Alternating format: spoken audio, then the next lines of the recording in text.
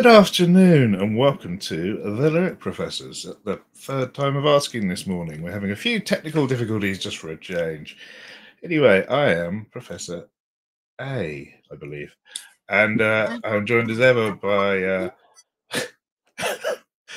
the rubber-faced mutt, Professor Dogger, above and below me. And on the other side of the world, with a slightly different look today, we have Professor J. And you can hear his guitar. How about that? You can hear the guitar? Yeah. Oh, this is big news. Oh, well, I was actually going to play a bit. Excellent. Also having technical issues. So I've actually, in honour, so we're carrying on with the Doors. It's Doors Part 2. And we were going to talk about Robbie Krieger today, who was the guitarist. Was? He's still alive, just. Yes. Yes. But I think the Doors exist anymore. So let's say he was the guitarist for the Doors, and he was famous playing one of these bad boys, Gibson SG. So it kind of, I got it out. I haven't played this one for ages and forgot how wonderful it was. An absolute killer guitar. So yeah, so he was, even though I think we mentioned on the previous episode there was a live version of one of the songs, and he wasn't playing his famous SG. No, it's true. So what do you know about Robbie Krieger?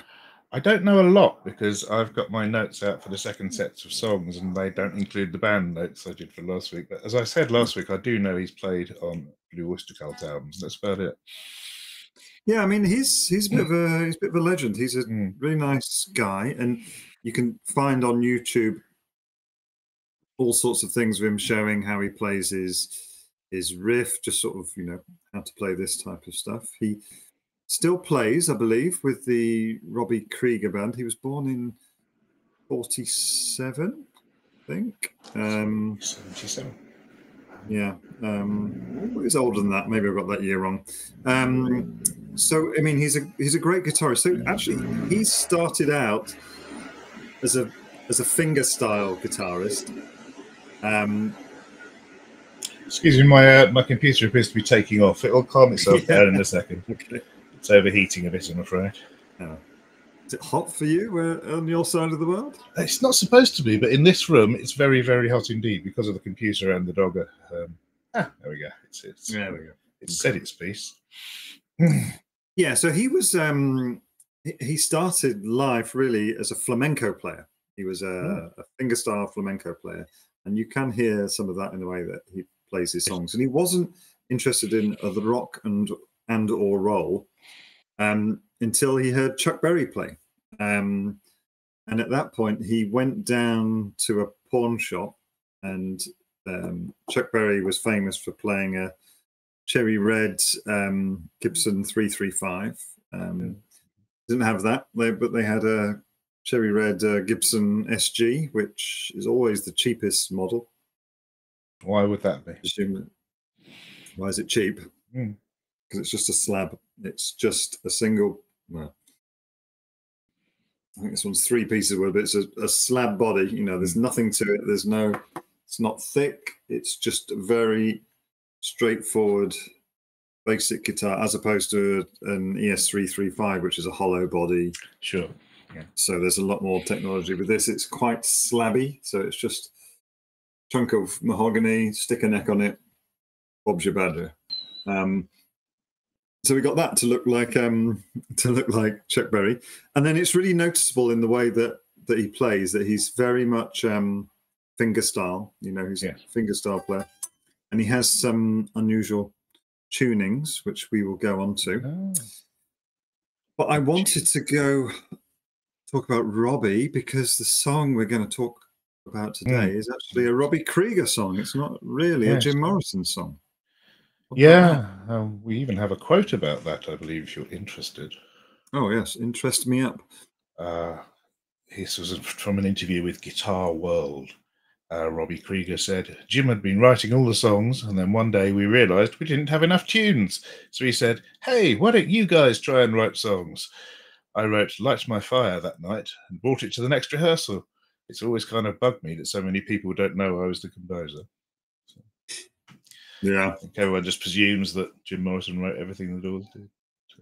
He also wrote another 3 hit singles, including Touch Me and Love Me Two Times and something else beginning with love that I can't remember. Yeah, I mean, he wrote a few. He actually sang as well. He was a singer. He was occasionally the lead singer. There are a couple of songs that he was the lead singer on, and everybody kind of forgets that. Everybody thinks it comes from Jim Morrison. What do you think of this song? Light My Fire, which we haven't. Yeah. Oh, yeah. Sorry, we haven't said. We're doing Light My Fire. Yes, yeah. I like it. It's good. I mean, it's probably the one that people say is the Doors song. I'd have thought. Yeah. And of course, it's most people know the single version, which is about a quarter the length of the album version. Yeah. Yeah. And or they might know the Mike Flowers Pops version, which was far superior, obviously. We'll go on to cover versions later, because I've got a strong opinion on what's the best cover version. Yeah, so it's a song that essentially was written by Robbie Krieger. And it's a really interesting song because it probably is the biggest Doors song, probably the most well-known. Yeah. And it has a bit of something from the whole group. So Robbie wrote it, and it was originally this kind of folky type song. And then Densmore, the drummer, said that he didn't really like the rhythm, so he changed it into this kind of Latin cha-cha-cha type rhythm. Yes. Then Robbie was quoted as saying how he came up with the intro, which is G, D, F, B flat, E flat, A flat, A, which kind of he kind of said that he wanted to do it because these were notes that were never really heard in sort of classic poppy rocky type stuff. So he wanted some E flats and A flats in there because it's kind of it's not really in the same feeling as the rest of the song, which is A minor and F sharp. Yeah, sharp minor, which is the main bit of it. So it makes it really stand out differently. And then, of course, you've got the intro by the keyboardist Ray Manzarek on the Fender Rose, which is kind of Bach influence. So it's got a bit of everything. It's got Krieger's words with some words that have been added in by Jim Morrison. So it's the one song that's really typical of the band because all of them had an input. Yeah, sure. Okay. Should we get some words going? Oh, let's do that. Let me scroll down through these 30,000 pages of notes to find some words. Okay. Here we are. You know that it would be untrue. You know that I would be a liar. If I was to say to you, girl, we couldn't get much higher. Yeah. So he's saying we could get much higher. I would be a liar. Yeah, absolutely. He is. It's a double negative. Yes. So, and that's why he requires the object of his vocalizations to light his fire and spark it up a bit. There was a bit where Robbie Krieger claims to be the inventor of the phrase "light my fire." No one else has said those words together. Yeah, prior to Robbie Krieger. It's like Shakespeare, as portrayed by David Mitchell in Upstart Crow, a sitcom, where he claims to have written every single line everyone says. Yes. Yeah. So. I'm going for some more words. Come on, baby, light my fire. Come on, baby, light my fire. Try to set the night on fire. Fire! In a very Ian Astbury-ish way.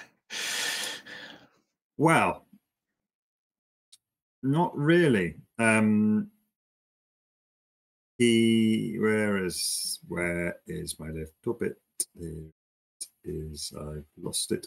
Can I give you you mentioned the bit that it was Robbie that wrote it after Jim said, "Hey, why don't you guys try to write some songs?" Well, he said that he asked Jim Morrison what he should write about, and Jim said, "Write about something universal, something not just about today, something eternal. So Robbie made the decision to write about either earth, fire, air, or water. The substance. And he chose fire because he liked the Rolling Stones song, Play with Fire. So that's what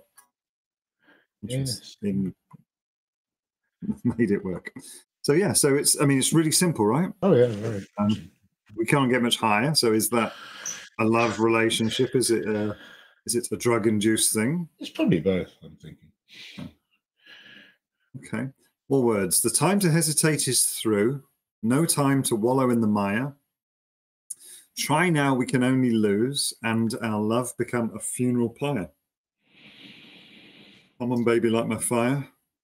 Yeah. The wallowing in the mire originally comes from the Bible. Ugodi, the second book of Peter, chapter 2, verse 22, all the twos. And the sow that was washed to her wallowing in the mire. So it's about a pig wallowing in mud. Yes. And it's believed that, because this is the verse that Jim Morrison wrote, and it's believed that he was inspired to write this verse by a James Joyce short story called The Boarding House, telling a story about a potentially doomed love between a guest of the boarding house and the owner's daughter. Wow. And there's an urgent decision to be made, and the lines about that book from Joyce are, what could he do now but marry her or run away? He could not brazen it out. The affair would be sure to be talked of, and his employer would be certain to hear of it. He could not make up his mind whether to like her or despise her for what she had done. Or he had done it too. His instinct urged him to remain free, not to marry. Once you are married, you are done for, it said. So, wow. As you will no doubt find out in the end, Professor. Yes, apparently that was what inspired him to say this. We've got no time to wallow in the mire, time to hesitate through. We've got to make our decision to either get higher and light the fire, or become a funeral pyre. Which is also lighting a fire. So. Indeed, a different type of fire. And that is all the words. Yep. It is. Repeat. So, is it a short song? That's A? Well, the single's a short song. It's 2 minutes something. I believe 2 minutes 52. Yeah, it's about 7 minutes 50 odd on the album, isn't it? 706 for the album. I was actually listening to a version of this by the Robbie Krieger band, so a fairly recent one, and it has a very extended solo in the middle, with this all that bit, and then he mixes it in really well, and he starts playing. These are a few of my favorite things from Mary Poppins. Not Mary Poppins. Sound of Music. Sound of Music. But there's a reason for that. Oh yeah. Yeah, I don't know if I'm going to be able to find it in my notes, but John Coltrane, the famous jazzist, did a cover of My Favorite Things, famously, and I can't find it. There's too many notes here, but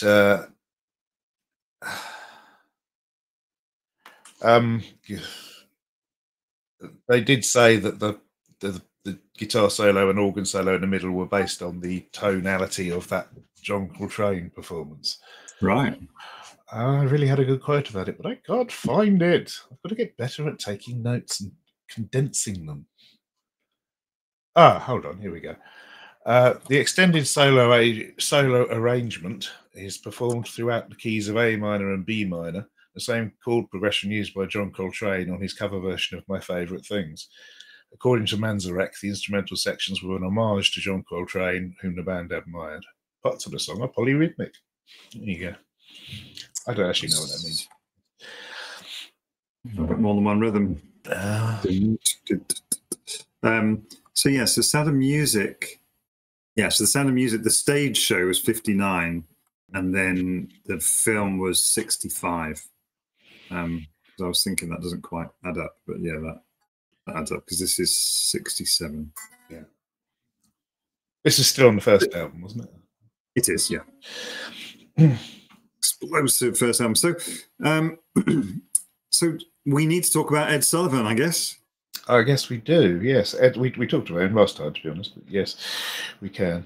He was he had his show. He had the Ed Sullivan Show. He was a big noise in the industry. Bands who were invited on were expected to sort of skyrocket to some extent. And he didn't want them saying higher. Yes. So they agreed. They agreed to say better. Mm-hmm. And they rehearsed it in front of him, saying better. And then you can continue the story, Professor Jim. And he didn't say that. He said get much higher.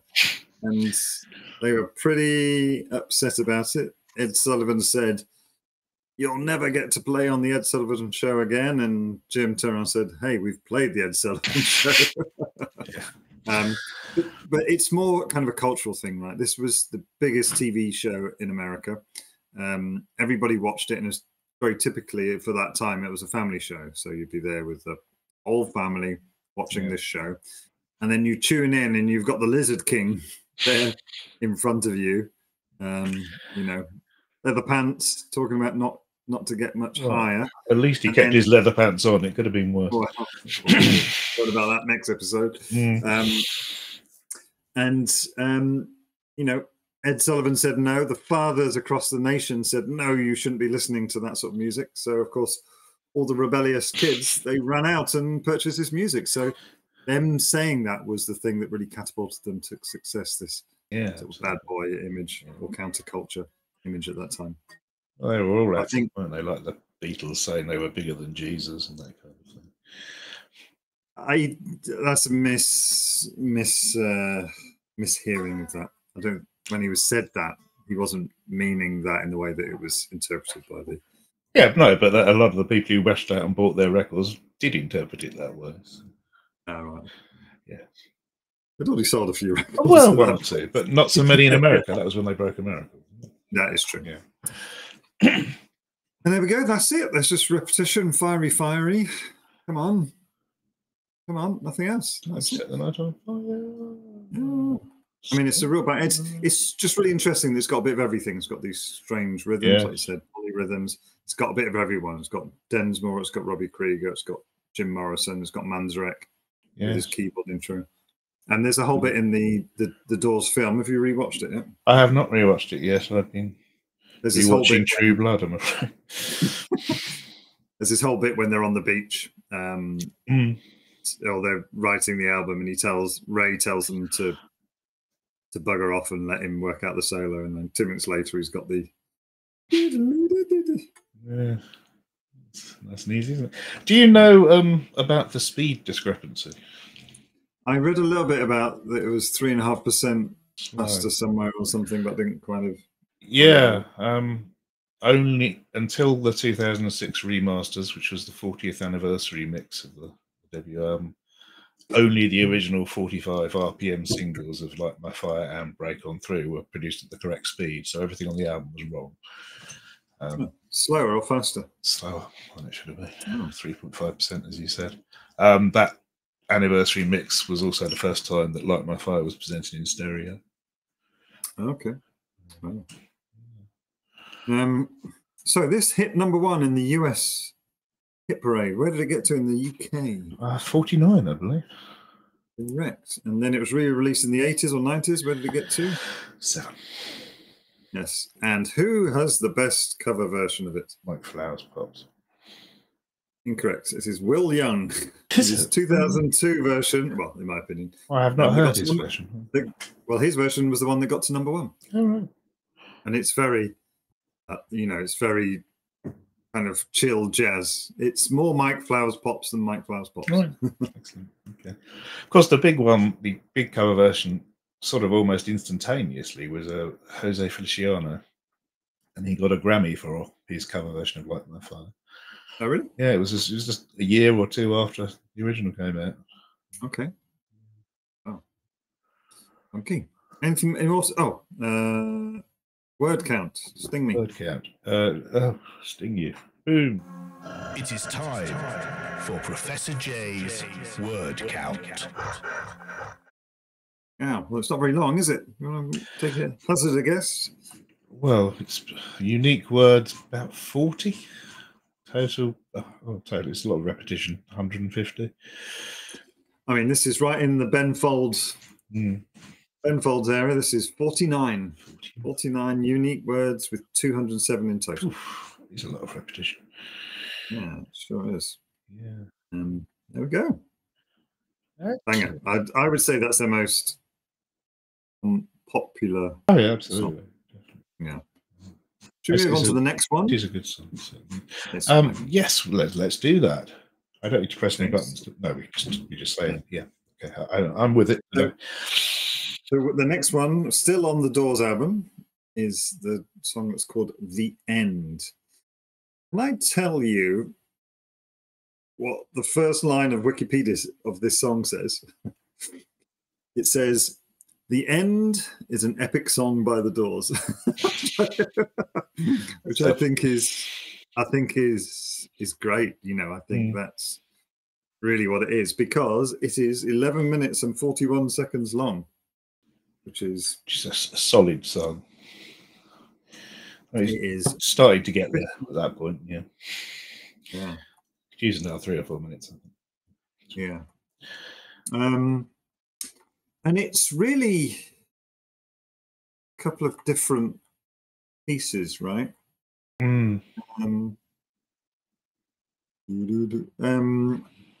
What's your thoughts on this song, Professor A?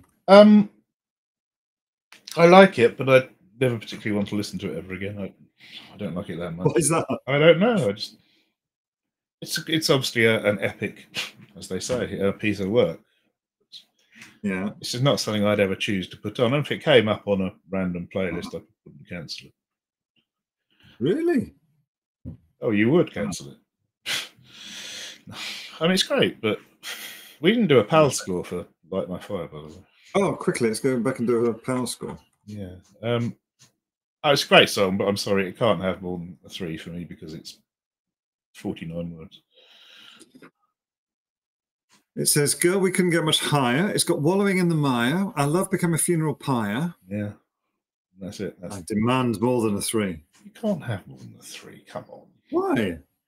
Just because brevity is the soul of wit, said Shakespeare. What do you want for it? 3.5. Fair enough. 3.5. Under protest. 3.5. Tabulated. Okay, the Doors. The End, sorry. Yes. It's a good song. I mean, I basically associate it with Apocalypse Now rather than someone its own. Yeah. I think which was actually a remixed version of the song, even though it was full length. All right. I mean, it's a really wild song. So, you know, you've got this guitar playing. So again, he's using the SG, but this time he's got it in open tuning, and he's playing it. The solo is playing it very much like a sitar. So it's kind of got this droning sound. I mean, this song was ranked at number 336 on Rolling Stone's 500 Greatest Songs of All Time, and the solo was 93 on the 100 Greatest Guitar Solos. Yeah, that's the 2010 version. It is. I don't know where it was in 2011. But well, interestingly, going back to Light My Fire, that was rated top 50 in the Rolling Stone one in 2004 and 2010. I think it was 30-something. And then in 2019, next time they did one anyway, it was down to 350. So they got bored with Light My Fire eventually. Well, I'm on the end. Let's get back on the end. Of course you are. So the solo is that kind of Indian style. And the drums on it are also kind of, I would say, Indian influenced with that sort of beat. You're referring to actual India rather than Native American. I am referring to India, the country. And interestingly, from a recording perspective, it was all live, no overdubs, and they recorded it twice and chose the best version, and that was it. Went with it. Let's jump into some lyrics, and we're going to need to. Where to go? Well, let's dive in. Okay. This is the end, beautiful friend. This is the end, my only friend. The end of our elaborate plans, the end of everything that stands. The end, no safety or surprise. The end, I'll never look into your eyes again. Yeah, this song has multiple meanings. I think it's fairly obvious to say. Ostensibly, it was written as another breakup song for his long-term girlfriend, Mary Werbelow, something like that. Same as one of the songs in last week's, but I can't remember which because I'm old and broken. So is that. This is the end. I'll never look into your eyes again, etc. Yeah. And also, this is the end. Could refer to other things. It's the last song on the album for a start. Well, but also the last song of their next album was called "When the Music's Over," so they do have a knack of naming last songs with last titles. But more to the point, it's about death, I think, in this case. Yeah. Oh, that's gone badly wrong. What earphone out? People have suggested it could be about either physical death or death of the ego. Ooh. Breaking the bounds of human perception and, LSD, obviously. When the doors of perception are cleansed, we will see things as they truly are. Yeah. Right. Limitless. Yes. Yeah. And there was a quote for that, but it's in my notes at the top, not in my notes for the lyrics. There you go. And I think that's a good thing for lyrics and Doors lyrics is that they have that ambiguity about them. They mean one thing, but they could mean something else. And dive into some more words. Can you picture what we'll be so limitless and free, desperately in need of some stranger's hand in a desperate land? I can't. I did have it in my notes. It appears to have gone. I can't remember when the book "Stranger in a Strange Land" came out. Which is Robert Heinlein, I believe. Isn't that an Iron Maiden album? It is an Iron Maiden album named after the book. Yes, it's a science fiction book. So this stranger's hand in a desperate land reminds me of that. If it was before this, it was around about the same time, I think. Okay. Can you picture what will be? What is there after you die? I believe this is supposed to be. Or it's about the breakup of a relationship, and can you picture what it would be like when we've broken up and limitless and free? He can go off and groupie it up, which he did.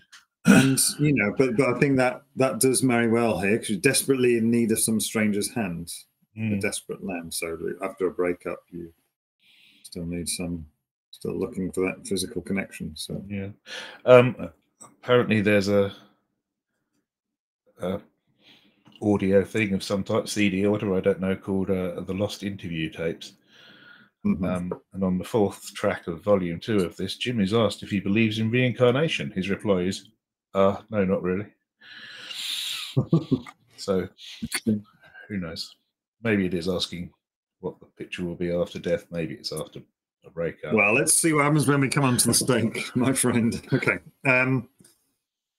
Lost in a Roman wilderness of pain, and all the children are insane. All the children are insane, waiting for summer rain. Yeah. Yeah. I don't understand this Roman wilderness of pain. There's lots of people asking what makes a wilderness Roman, and no one seems to have a decent answer to it. No.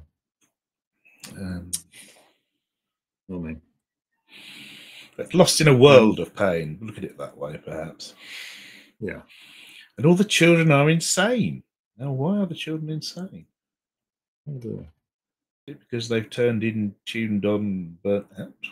Popped out, maybe. Burnt out was the Sisters of Mercy version. Burnt out was the acid rain. That's right. Yeah, waiting for the summer rain. Or is this real rain? And why is it raining in the summer, not in the winter? And is it going to replenish a droughted land? I don't think you can be droughted. Can you? Land experiencing drought. I don't know. Can now. Yes. So maybe it's saying that their insanity is proven by the fact that they're waiting for it to rain in the summer. I don't know, especially it's not that frequent in California where they were based. Yeah. Yeah.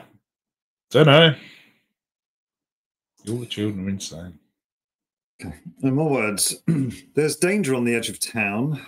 Ride the King's Highway. Weird scenes inside the gold mine. Ride the highway west, baby. So for me, that is the gold rush, presumably heading to California. What you know, the time like around about the 30s in the whole Dust Bowl in the middle of America, and everybody, depression, everybody running to the west. I mean, the whole gold mining thing was 49, right? 49 is 1849. Yeah. But then there was the whole Dust Bowl in the 30s and the Depression. So I think it's that, Yeah, what I have to say, this verse, well, I've got this and the next bit as one verse anyway, but it was very much, to me, inspired Go West by Your Cult. I think he basically... And not the group Go West, who famously called... No, what's it called? Go West, is it? What's it called? It was Go West, Young Man, Break Bread in a New Land. I think he basically just... The whole Dreamtime album, basically. Yeah, they just basically wrote that, inspired by this, I think. Yeah. I'm just not sure where you stopped and whether I should carry on. Well, I'm going to carry on then, because I'm going to... Just say the El Camino Real, which is the King's Highway in Spanish, runs through California. It's originally was built to connect the Spanish missions, which was their versions of churches, in California. So it's now 101 basically. It goes from San Francisco to Novato. So he's talking about a real road there, the King's Highway. It's not a pretend road, it's an actual real road. Yes. Okay, more words. Ride the snake to the lake, the ancient lake, baby. The snake is long, 7 miles. Ride the snake, he's old, and his skin is cold. The west is the best, the west is the best. Get here, and we'll do the rest. The blue bus is calling us, the blue bus is calling us. Driver, where are you taking us? All right, so there's a snake. Yeah. Well, it could be a metaphor for the road. Could be. Snakes, it's not straight because it's connecting these various missions. Also, it could be a sexual reference. Yeah. Like to produce his snake on stage occasionally. And so, yeah. Do you want to hear Jim's thoughts on the snake? Sure. I used to see the universe as a mammoth snake, and all the people and objects, landscapes, as little pictures in the facets of their scales. I think peristaltic motion is the basic life movement. Yeah. I mean, why did he choose peristaltic? So peristalsis typically is the movement that food goes down the digestive tract. It is also partly the way that some snakes move, is right. But mainly when you say peristalsis, as a scientist, you think of digestion. So is he talking about when a snake eats something and it's this big, complete animal inside? Maybe that's it. Yeah. Anyway, also apologies if people are hearing a dog barking. It's not Professor Dogger, and this dog has been barking since about 2 a.m. It's really annoying. So it's apologies for that. There's nothing I can do about it because it's not my dog. Yeah. Yes. What else do we have? So there's this image as well of the snake sort of eating its tail as well, and this being sort of a mythical. Yeah. And it's about life, death, rebirth, all things. Life, yeah. And in many Mesoamerican cultures, the serpent was regarded as a portal between two worlds. Indeed. Going west past the sunset. The blue bus is thought to some people think the blue bus is the solar boat from Egyptian mythology. Possibly, but it's also a real blue bus. Oh, okay. I was not aware of that. In Santa Monica has a big blue bus system, Oh, which is also all the local public transport are big blue buses, and that's where they lived. And the other version, obviously, is drugs. Suggested being that it's talking about a blue pill called oxymorphone, okay.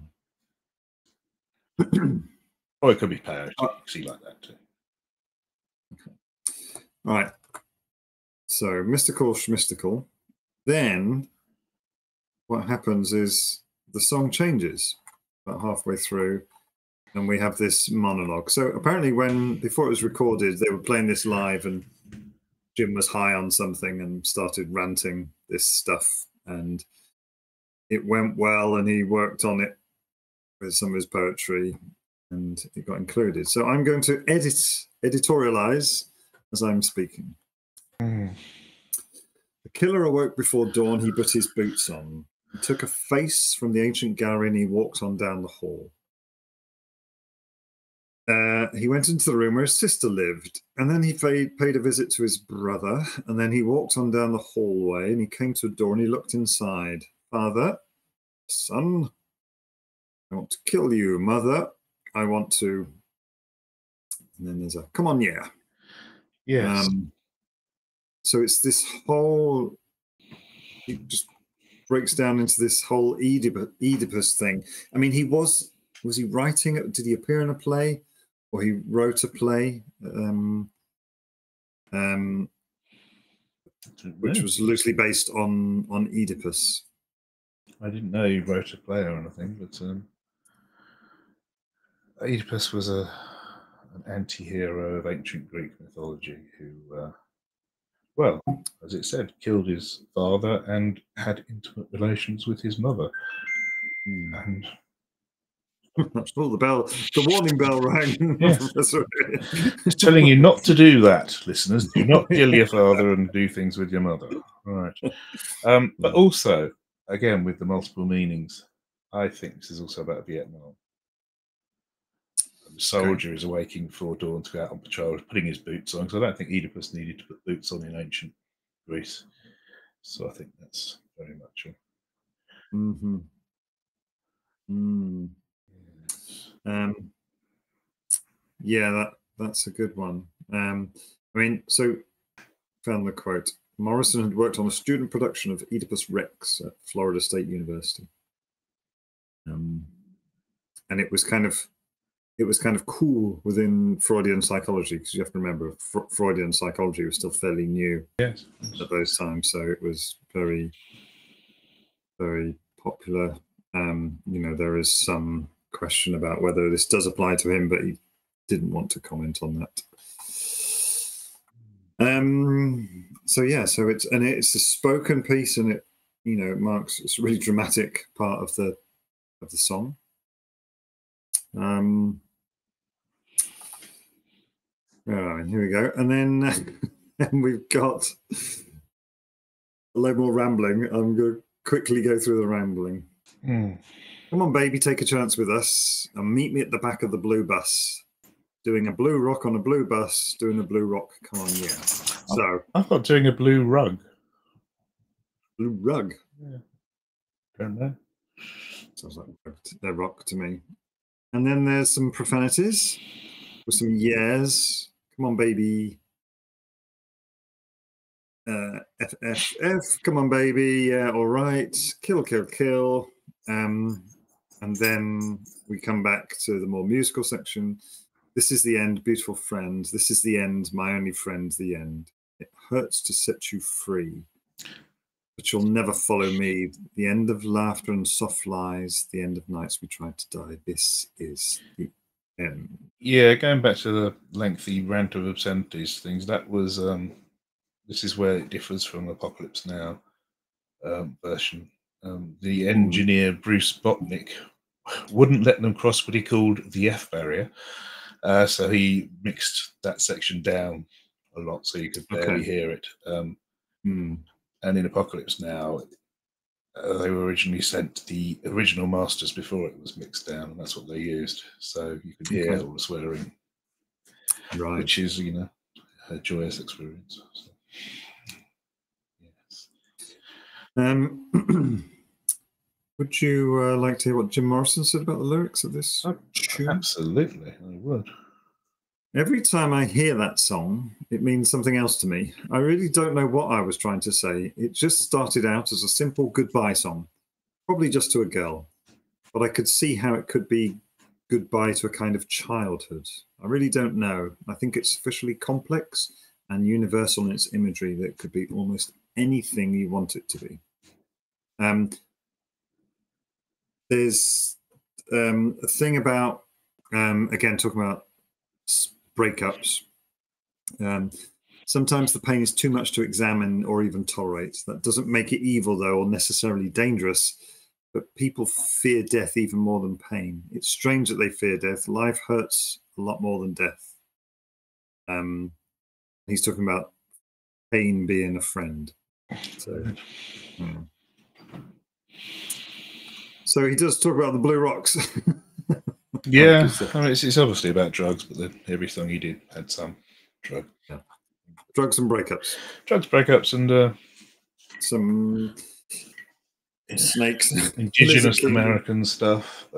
Yeah, it's ticking all the boxes, right? Greek references, Greek to Roman. Classic literature like Blake. Roman. I mean, this is ticking all the boxes. This has to be 100 on the PAL score, surely. No, not 100. That's just ridiculous. Well, we need to keep everything vaguely in kilter with everything else. Or else we're going to. Would you like to have a word count for this? I would, but I'm not giving you a sting you don't deserve one. This is a meaty one. Cheers. I mean, there's a lot of repetition still, but there is. Yeah. It's got to be 100, 150 unique, 300 total. Very good. 163 unique with 390 in total. Yeah. I mean, that's pretty chunky. How many songs are on my list? Let's see how many are longer than that. Higher end, I should think. One Lana Del Rey. Arab Strap. Oh, Ascension Millennium. From yeah, he does. He does say a lot of words in that. You've got to give him that. And then, yeah, your Ren. Okay. Shall we PAL score this one? Press A. What do you want? You're not having 100. Something in vague range of the others would be nice. Let me have a look. Let me read it again. Beautiful, friendly, and limitless and free.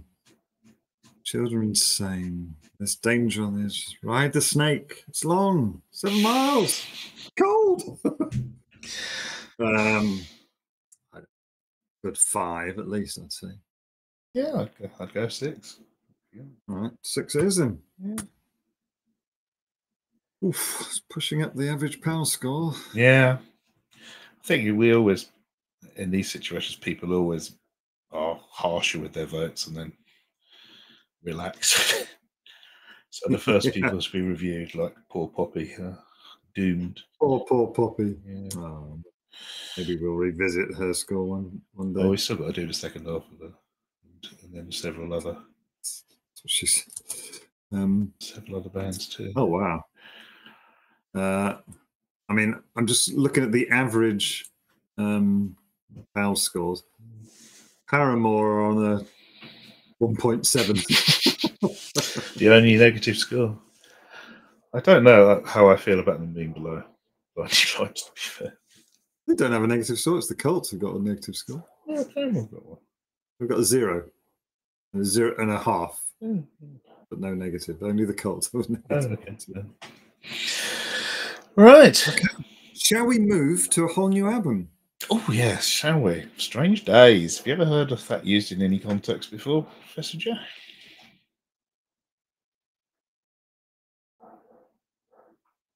Did we do a song called Strange Days? No, it's what we originally called our musical act, Strange Days. We changed it to D-A-Z-E because we were cool students. Oh my God, yeah. When we wrote Somnambulists. Song for Cindy. Yes. To Love About to Blender. That's the one. Yeah. That didn't last. Yeah. So we were clearly very influenced by the Doors. Yeah, absolutely. Hold on, Professor Dogger. I know you're influenced by the Doors as well. Interestingly, it's the same year. Yes. So it's the same. So they were banging them out at the beginning, which makes sense because they had like 7 or 8 albums and they're only together for. But didn't they sort of write and record the first album in '65? It just wasn't released till '67. Potentially. It was all pretty quick. All pretty quick. So yeah, so we have chosen Moonlight Drive. Yeah, I always refer to it as Moonlit Drive. I don't know why. Yeah, but it's not right. Now this is the one that I probably mentioned last episode where Jim wrote the words and he was kind of sleeping on a rooftop in Venice Beach. And he strolled down to the beach and he bumped into Ray Manzarek and said, "Yo, what you up to?" Wrote some poetry. And he read him some lines from this and it blew Ray's mind. He was in this other band, Ray and the Schmays. And that's kind of started off. So even though it's on the second album, this is the first song that they wrote together. Yeah, he wasn't just sleeping on a rooftop, he was actually living on the rooftop, wasn't he? Yeah, absolutely. Okay. Just going to dive in. Let's swim to the moon. Let's climb through the tide. Penetrate the evening that the city sleeps to hide.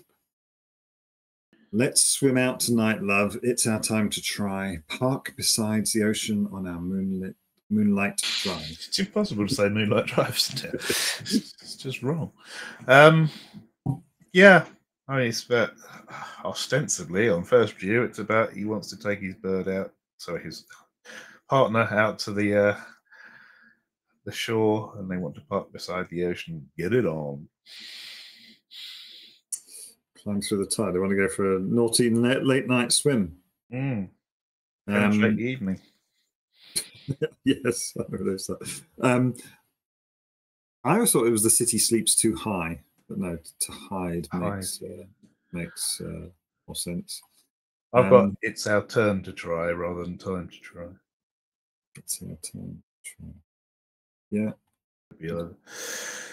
Parks beside the ocean, parking in a car on Moonlight Drive. Okay. More words. Let's swim to the moon. Let's climb through the tide. Surrender to the waking world that laps against our side. Nothing left open and no time to decide. We'll stop into a river. Oh, I have lyrical discrepancies again. Oh, I've got surrender to the waiting worlds rather than waking. And at the end, we stepped, and no time to decide, we stepped into a river on our Moonlight Drive. I don't know. I think we'll step. More the same stuff, right? Yeah, absolutely. He's using a lot of imagery, but he's decided to extend his imagery from the sea to the moon now as well. Obviously, the sea and the moon very connected via tides, etc. Indeed. Indeed, they are. More words. Let's swim to the moon. Let's climb through the tide. You'll reach your hand to hold me, but I can't be your guide. Easy, I love you. I watch you glide, falling through wet forests on our Moonlight Drive, baby, Moonlight Drive. This verse, I don't remember it. The first two. Is it in the single version? I'm not sure it is. Maybe it's not. Because this was, it wasn't a single itself, but it was the B-side to Love Me Two Times, which we mentioned. You're right. So it was, the single version was 2 minutes 16 and the album version was 3 minutes. So maybe that's. I think that's why I have not heard it. Yeah. But it's more the same again. And then things take a turn. And Jim Morrison transforms into Satan. Yes, okay. Come on, baby, you're going to take a little ride. Come on, down by the ocean side. Going to get real close, get real tight. Baby, going to drown tonight. Going to drown. Yeah. His voice changes completely. Yeah. And becomes really quite menacing, which I think is a brilliant bit of singing. Yeah. There isn't that much written out there about this. I mean, Yeah. there's stuff that's written about the live versions that he's done for it, where he's talking about fishes for your friends and pearls for your eyes, which apparently is a Shakespeare reference. Yeah, so fortunately, it starts off as a sort of lovesy little drive on the beach, lovey. Then it gets a bit dark. It does. It really does. It's sort of basically saying he's going to drown his woman. Interestingly, or maybe interestingly, when he read the lyrics to Ray Manzarek, the song was called Moonlight Ride, not Moonlight Drive. Okay. At that point. Yes, it's a very dark song, really. Well, it's a light song that turns dark. Yes, it's got some very interesting slide guitar on it. Yeah, the musically it's wild. So it's kind of slightly syncopated rhythm, and then since it's Robbie Krieger Day, Robbie Krieger's this kind of slide. I think it's open tuning again. So this bottleneck slide sound. For me, it sounds like a theremin almost. Yeah, that's what I thought it was at first. Yeah. So it's a good song. I like it. Do you want to take a word count guess? Can do. Just one more point though. The song was recorded during their first demo recordings and was recorded for the eponymous debut album, but didn't appear because the band members were dissatisfied with the result. And then they redid it for the second album. The original first album version was released as an outtake on the 40th anniversary edition of the debut album. Okay. Which I have not heard. So. Word count, yes, it's 65 and 100. Not far off. It's gone missing. It's 77 and 146. Yeah.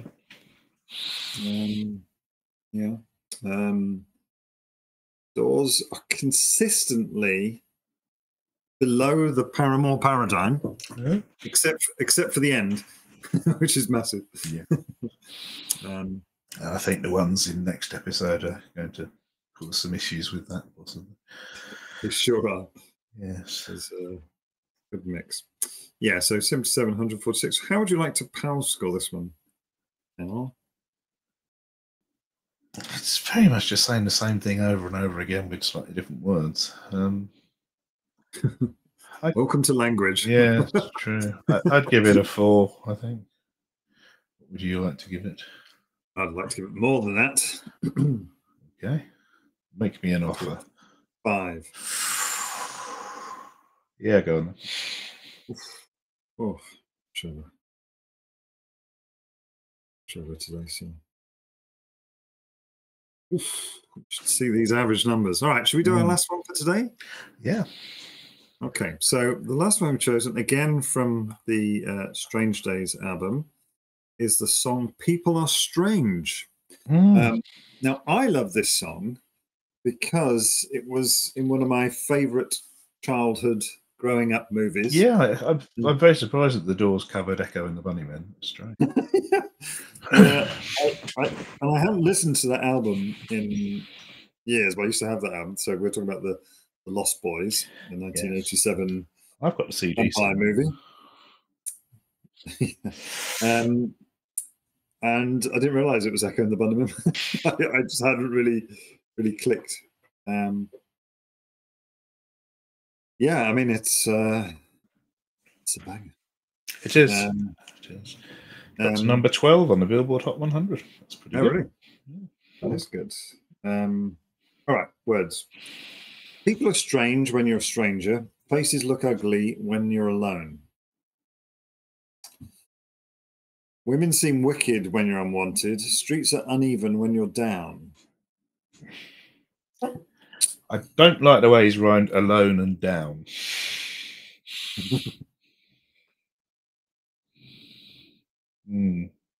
Has he tried to rhyme them? Strange, strange, ugly, alone.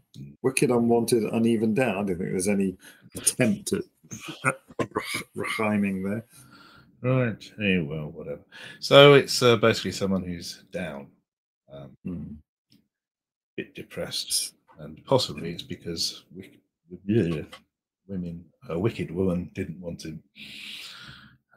Faces look ugly when you're alone.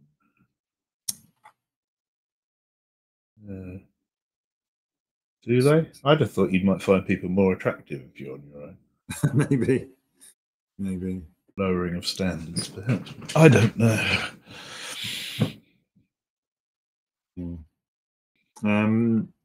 More words. When you're strange, faces come out of the rain. When you're strange, no one remembers your name. When you're strange, when you're strange.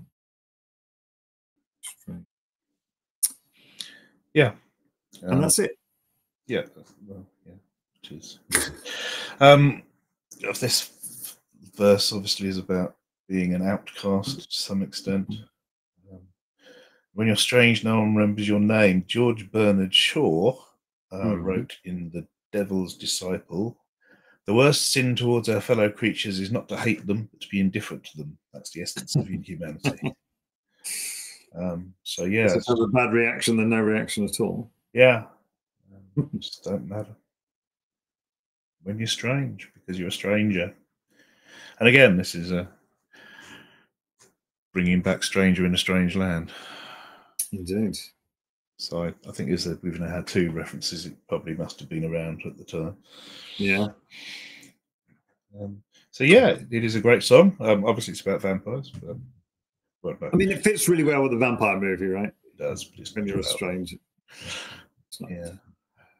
So it was written. Jim Morrison came to John Densmore and Robbie Krieger, deeply depressed. And then they took a walk along Laurel Canyon in the Hollywood Hills area of LA. And Morrison returned from the walk euphoric. The early lyrics of People Are Strange.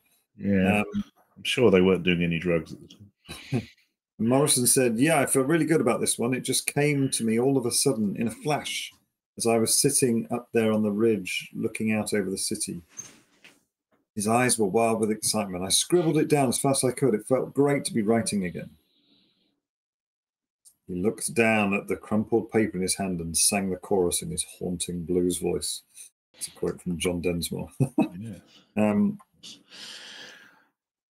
They mention here that this sounds, the music of it is a bit European cabaret. What's your thoughts about that?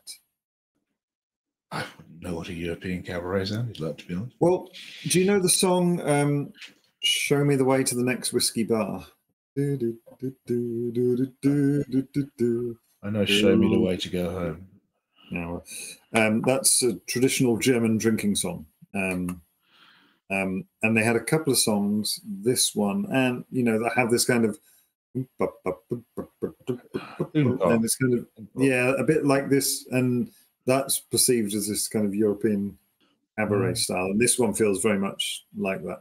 Yeah, I guess so. It's different to a lot of their songs, but then their songs do differ quite more than most bands, I'd say. Got to #1 in Canada. Oh, Number 9 in New Zealand. Didn't get anywhere here, but it is silver certified for 200,000 sales. You think that'll get you a chart position? Maybe it was re-released later because they didn't seem to have any success first time around. But you got to remember, in the 60s, people weren't really releasing all American stuff over here. And they weren't. There's a lot of British music around. Like when I got into Oingo Boingo, which we never released in the UK. Really?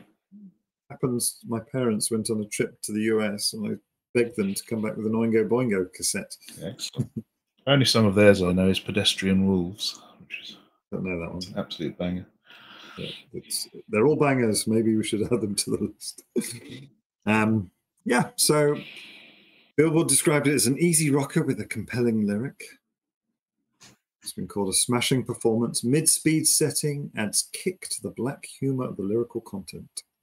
I don't know that it is black humor. No, I don't think it is. Yeah, kind of it's druggy, yeah. slightly different to everyone else type song. This is one of the few that's credited to Morrison and Krieger. Oh, really? Because that was the one thing about the Light My Fire, which, you know, Robbie Krieger felt that he didn't get the recognition you said, although I've not heard him say that. But on reading in that, it was notable that most songs were written by the Doors. Yeah. They weren't written by, you know, Morrison Krieger or Morrison only. You know, they were just by the Doors, the units rather than yeah. the Doors. Ray Manzarek in this song plays something called a tack piano. I have no idea what a tack piano is. No. How do you spell that? T-A-C-K, like a tack. Because most of the time he played his Fender Rhodes, right? On this one, he also played a Vox Continental. Okay. Tack piano is a harpsy piano. Harpsy piano, in which objects such as thumbtacks or nails are placed on the felt-padded hammers, giving them a techie sound, tinny, more percussive sound, like this. I would say. Yeah. It does feel a bit like that. And again, that for me is that kind of German cabaret type thing. Yeah. Wow. So they literally would put thumbtacks into the hammers to make that honky-tonky kind of sound. Yeah. Oh. Yeah, interesting. Yeah. So, word count. It's a short song, 2 minutes 12. And it's got 3 verses repeated. Yeah. How many words do you think we have this way? 40 and 100. I mean, you're not far on, but you are significantly off percentage-wise. It's 31. Wow. And 131. So that's got to be a record of some kind. I'm consulting the listarium. Repository. Who's short?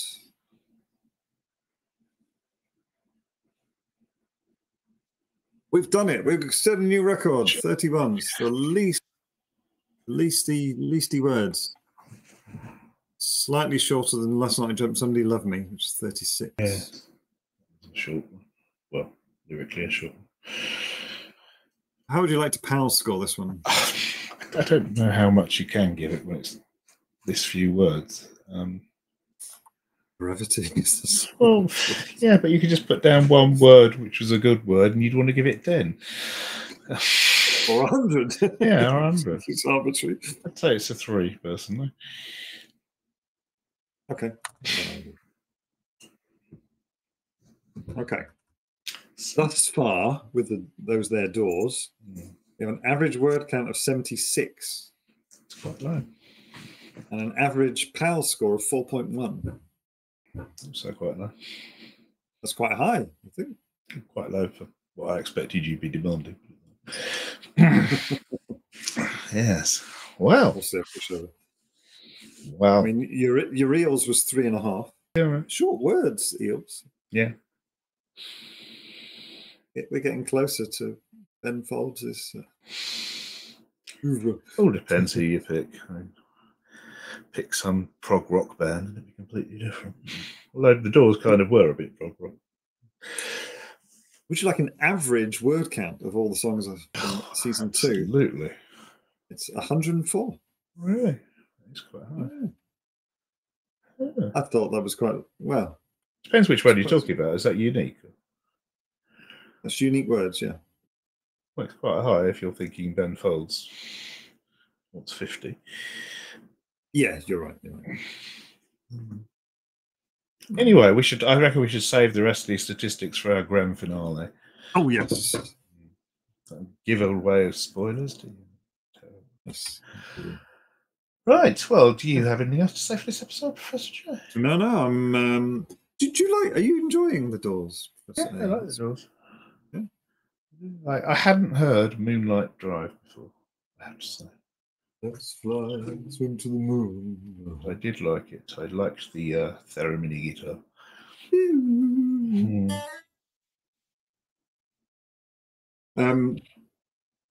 Stylophone have released a new theremin. Yeah. Kind of a cheap version of a theremin. Cool. You know, Stylophone, the little thing that you Yeah. play with a pen. Yeah, they've released a theremin. It's like a budget theremin for like $100. What your budget do you? Right. Well, a Moog theremin is $600 or $700. So yes.